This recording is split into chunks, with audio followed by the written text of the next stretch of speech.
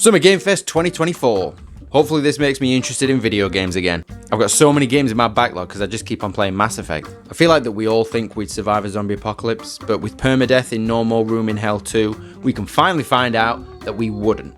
I would 100% be the guy who would die by accidentally locking himself in the freezer hiding from zombies. A Harry Potter Quidditch game? Hell yes. Can't wait to beat some teenagers' head in with a literal cannonball. The cartoony art style is hiding the fact that this is essentially rugby in the sky and it should never be played by kids. Yeah, it's just this toilet that's blocked here, mate. What are you doing?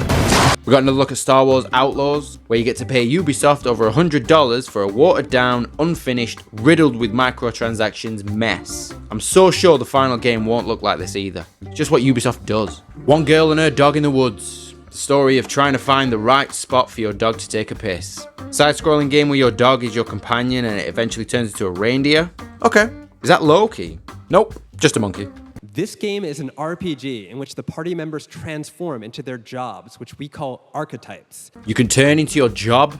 That sounds like hell. Half of us would just turn into desk chairs. Yeah, so we've got stuff like ninja, soldier, customer support agent, and there's even day one DLC where you can turn into a barista and get shouted at for putting the wrong type of milk in some Karen's coffee. Metaphor. Why are Rocksteady cock teasing us with a VR Arkham game? Between this and that garbage Suicide Squad game, it feels like they're just allergic to giving us a real Arkham sequel. Next we've got Braveheart the game. Want to defeat the English? I mean, demons? Well, Tears of Metal is just for you. With how insane Call of Duty has gotten, this is a refreshing change of pace. It also just looks like every shooter I've ever seen, but at least Nicki Minaj isn't in it. A side-scrolling beat-em-up Power Rangers game? It's like a mashup of every kind of game in the 80s and 90s smashed together. It's just missing the cocaine. There's a game about a kid who was sick of waiting for the bus to show up, so he decided to walk and also kidnap a goat. Oh, it's a reindeer. My bad. That's 2 games where a kid walks with a reindeer through the woods. Weird. See, if he just gotten his license, none of this would have happened. Deer and Boy. Clever name. Wonder what made them think of that. Kingdom Come 2. I didn't even know there was a first one. You don't frighten us, English pig dogs! Go and boil your bottom, sons of a silly person! Why does this look like Evil Within meets Sleeping Dogs? So it's a game about praying mantis taking over the world. Didn't Rick and Morty do an episode about this?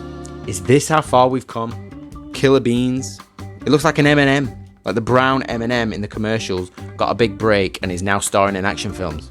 People who do this in real life look so cool, but they also look dumb. Like, why are you doing this? You work in an office. Imagine working at Starbucks all day to get home and play a game where you work in a coffee shop. What is this? Like a Musketeers Dark Souls game? Until I see gameplay, I will not get excited. For all we know, this will end up being an online shooter. These guys just came out here and said that they're funding a bunch of indie games. This is what we need. Big AAA studios need to do this too, and then leave the guys alone to make the games they want. No more online seasons and constant updates and microtransactions, just good games made by passionate people. Up next, we have Sonic X Shadow Generations. Jesus, I didn't know people still cared so much about Sonic. This guy just came up here and announced that they're releasing their already released game on disc, and people are cheering. We are excited to announce physical deluxe editions. What a world we live in. So Night Springs looks like Twin Peaks on acid with a neon wallpaper, and I need it. If you're watching SGF on TikTok Live right now, you can comment HSR in the chat to claim a special in-game bundle for Honkai Star Rail of Stellar Jade from TikTok Game Rewards. I've listened to him say this 3 times now, and I still have no idea what he just said. New skate game. This is how the world should be. Empty cities, no traffic, just people skating. We should get a petition started to just empty out a city and put in a bunch of ramps and rails.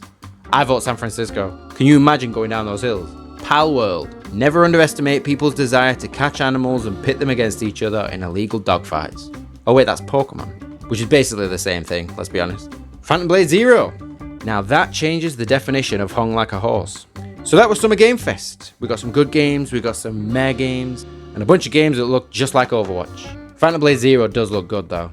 But I swear to God, if they charge $70 for it and it isn't even finished yet, I am so done.